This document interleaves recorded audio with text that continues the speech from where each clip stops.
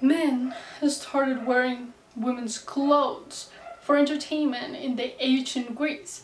This was usually for theater because women weren't allowed to act. So men started wearing women's clothing and acting as them.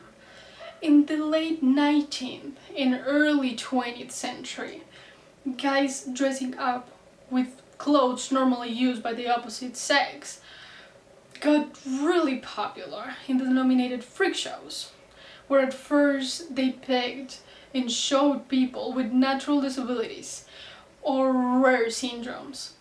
But as the time went by, they started to fake the shows that were for different people and made normal people that wanted to be in the circus look different by putting a fake vinegar's face or dressing up a guy with a more feminine features with dresses and made him put wigs on. In the early and mid 20th century, movie makers started showing in their movies guys acting like girls to give the mom or the old lady characters a certain more masculine look. This created in certain movies a rule where only a guy dressed up as a girl could play the part. And we can see that in movies like Glenda or Glenda from 1953 or Some Like It Hot from 1959. Now, in these movies, guys are in women's clothes to portray girls. But in 1975, the movie The Rocky Horror Picture Show changed it all up, because this scandalous movie at the time had a very important role played by a guy in drag that was acting not like a girl, but like a guy in drag.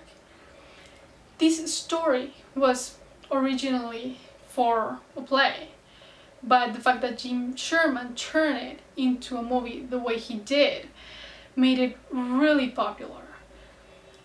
And after the boom that this movie caused, a lot of directors wanted to do the same, including a character that is a drag queen. And an example of this is the movie Tootsie from 1982, where the main character was a drag queen, Dorothy Michaels, played by Dustin Hoffman. Now, this film was nominated for a lot of important awards like the Oscars, the Golden Globes, etc. Another example is Mrs. Doubtfire from 1993, where Eugenia Doubtfire is the protagonist and is an old lady played by Robin Williams. This movie popularized this matter, and even more and more movies were made, like The Crying Game from 1992, The Adventures of Priscilla, Queen of Desert in 1994, The Wong Fu Thanks for Everything, Julie Newman, 1995, The Birdcage, 1996, and Hairspray from 2007, just to name a few. Now, in the late 80s and early 90s, because of the popularity that drag queens were getting, New York had this awakening for drag queens. Despite of this popularity, in the real world, drag queens were still a little bit discriminated, but in the East Village, especially at the Pyramid Club in New York, drag queens were totally accepted. Therefore, they could be creative with their makeup and costumes without the fear of being attacked or something of that sort. In that time, people from the Pyramid Club came with the idea of doing an outdoor daytime drag fest, which helped with the overall rejection that drag queens were getting at that time. In 1993, drag went into the mainstream when RuPaul, a drag queen, released a single called Supermodel, which became a top 40 hit.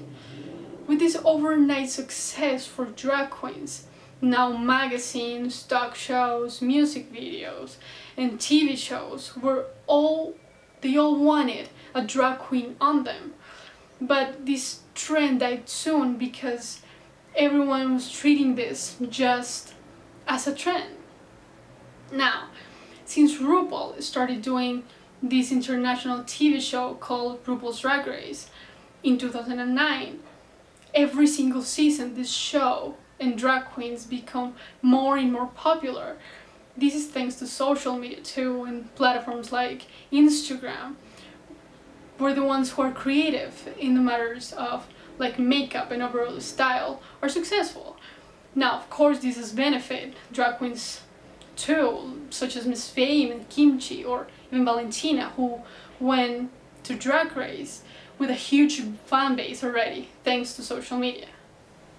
Now, talking about makeup in particular, the kind of makeup that drag queens do, and normal makeup, trendy makeup, or even makeup for television, have always helped each other. And an example of this is contouring, which theater used to accentuate features in actors that could lose shape with the harsh lights of the theater. So, knowing now that drag queens come from a theater background, we can assume that they always used it. But in their case, it's different too. Because for them, it wasn't only to accentuate features, but to create new ones that look more like female features. Because of this, drag queens have always used contouring. Now, the trend of contouring has gained popularity in the past 7 or 8 years for basically people from the TV and drag queens. And in terms of fashion, drag queens have inspired many fashion designers with their creativity and out-of-the-box looks.